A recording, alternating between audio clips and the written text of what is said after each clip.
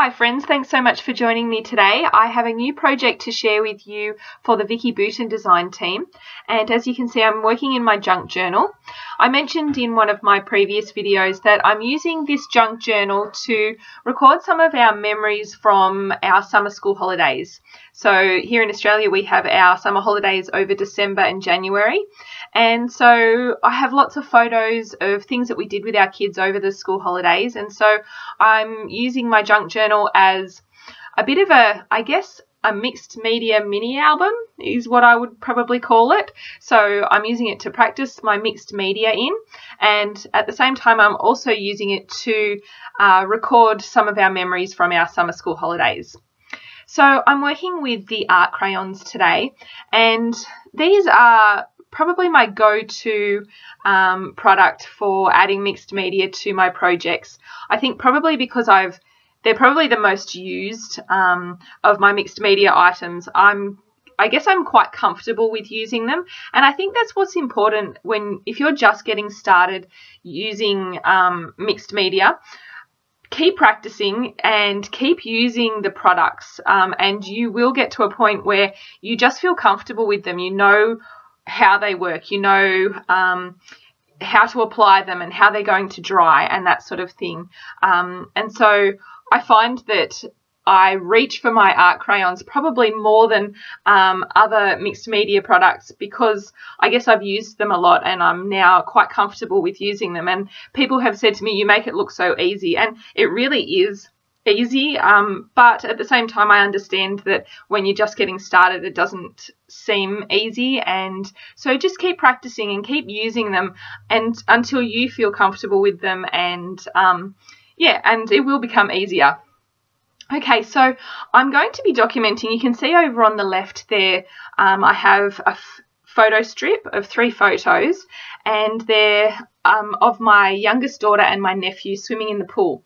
And so I wanted to create a really, I guess, a watery kind of background with lots of different shades of blue, and I'm also bringing in a little bit of purple. And so I've applied some gesso to the cardstock, and I'll just mention I'm actually using the watercolor paper. So with the junk journal it comes with mixed media paper in it, but there are refill packs that you can purchase that have different kinds of paper. So there's one that has craft paper, and this one has watercolor paper in it, the pack that I'm using today. So I've just pulled out 2 of the single sheets. There are other sheets that have flaps that open out and that sort of thing. So if you like that sort of interactive element to your junk journals, there's those included in the pack as well. So I wanted to create a double spread, and so I've pulled out 2 of the just single sheets of the watercolor paper, and I've just put some washi tape on the back to hold them together, because what I wanted to do was make sure that the mixed media sort of carries over the 2 pages to make them look cohesive and make them look like they belong together. I wanted to sort of treat it as one larger piece of cardstock rather than 2 smaller ones.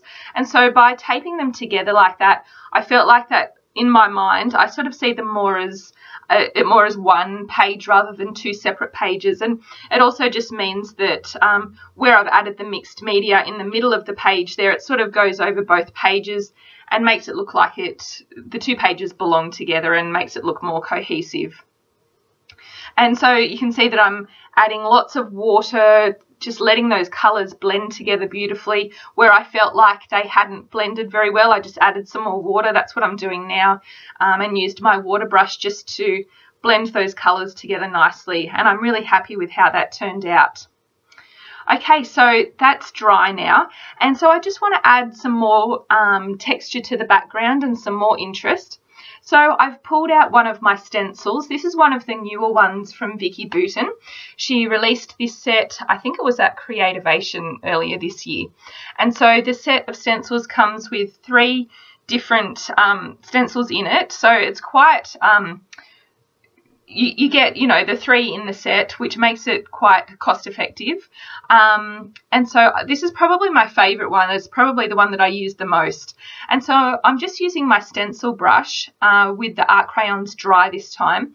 And it's not sort of, so it doesn't jump out at you, but it's just a subtle addition to the background, which I like. It's just sort of, I think I also liked that it sort of looked like ripples in the water sort of thing, which sort of added to that theme that I was going for. And so I want to add a little bit more to the background now. So I'm also using the new stamp set, which has lots of different circles on it. This is also probably my favourite stamp set from Vicki Boutin. I love it. I use it a lot. And I'm using one of the circle stamps. It has like lots of little dots on it. And so I'm using one of the pigment inks from the colour wheel. And I'm sticking with cool colours on this page. So I've pulled out the cool palette. And so I just added some stamping to the background. And once again, it's not something that stands out too much, but just adds to that subtle texture and interest on the background. Okay, so I'm finished with my background now, and so I'm moving on to adding my title to the page. And I'm using 2 cut files from Just Nick Studio on this page to create my title. And the 2 cut files are called Word 3 and Word 4. So I'm using the title is going to be Happy Memories. And I'm using the word happy has the open letters in it. So I'm using some of the pattern papers from the All the Good Things collection from Vicki Boutin to back all of those open letters in the cut file. And so you can see that's what I'm doing here. I won't show you the whole process, but that's what I did to back that. And I really like how that turned out. So once again, I'm just pulling in those aquas and blues and purples and those sort of colours from the collection to match the background. And then I also cut the word memories using one of the cut files from Just Nick, and I cut that out of the black script paper from the collection. Okay, so I'm moving on to matting my photo now, and I'm using one of the papers from the 7 by 10 inch paper pad. And this is great if you don't do 12 by 12 scrapbooking, or even if you do and you also do card making or you like working in your junk journal. This paper pad is perfect for those smaller projects because it means you don't have to cut into the big 12 by 12 sheets of pattern paper just to use a small amount. And so I chose that pattern paper that sort of is a really beautiful bluish purpley colour, and that matched perfectly with the colours on the background. Okay, so I've pulled out now the die cuts, and I'm going to work on a cluster there in the bottom right hand corner of the page. So I'm going to layer some die cuts there together. And so you can see that I've left the 2 sheets still stuck together with the washi tape because I want to continue working on this as if it's just one layout sort of thing. And so that cluster down there in the bottom right hand corner is going to balance out the title and photo on the left hand side. And this is not going to be a very heavily embellished spread because I really did want that nice background that I'd created to really stand out. And I think by printing off the photos in a photo strip, I like that I was able to still include 3 photos on this page because I really liked each of those 3 photos. They were all, even though they're very similar, they're all slightly different and show different expressions. So I think if you're trying to include more photos, this is a great way to be able to do that by printing it into a photo strip. Okay, so I've got those bits and pieces stuck down now, and so I'm going to add a few stickers from the watercolour sticker pack. And I often like to use these because they're black and white. I like to use them to add a neutral element to the page. I have also used them to actually add watercolours too, but I do find that I often reach for them just to add that neutral sort of element to the page. And so I've just added 3 butterflies, and now I want to add a doodly border around the outside of the spread, and I feel like that's just going to sort of tie everything in and once again help the 2 pages to look like they belong together, because I'm actually doing it around, not around each single page, but around the double page. And I really like that. That sort of adds just a little bit of a, it's not messy, but it just adds a little bit more interest, I guess, to the background. And then I came back to the watercolor stickers again because I wanted to add something else over there on the left. So I added that little sticker that says, I think it says "so much fun." And then the last thing I'm going to do is add some white splatters to the background to finish it off.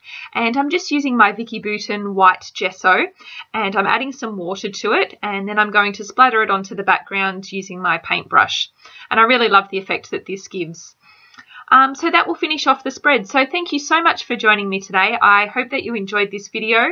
Please leave me any questions that you have in the comments below, and I will be back soon with another video.